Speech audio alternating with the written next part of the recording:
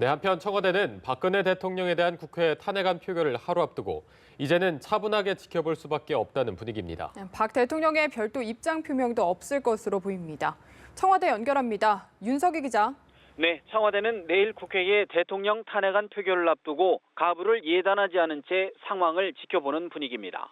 박 대통령은 이미 새누리당 지도부를 통해 내년 4월 퇴진, 6월 대선 당론을 수용하겠다는 의사를 밝히는 등 사실상 마지막 카드를 던진 상태입니다. 박 대통령이 국회 탄핵에 대한 별도 입장을 발표할 가능성도 커 보이지 않습니다.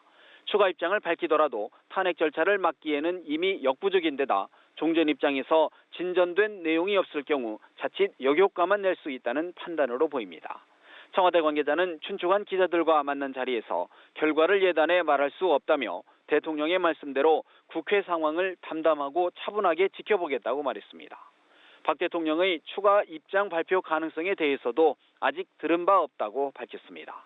이 관계자는 박 대통령이 청문회 등을 지켜보거나 따로 보고를 받느냐는 질문에는 보실 것이라고만 짧게 답했습니다.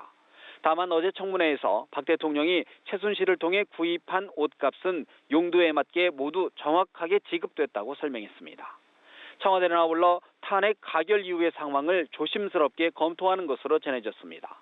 가결이 확정되면 박 대통령의 직무가 정지되고 황교안 총리가 대통령 권한을 대행하는 만큼 국정에 혼란이 없어야 하기 때문입니다.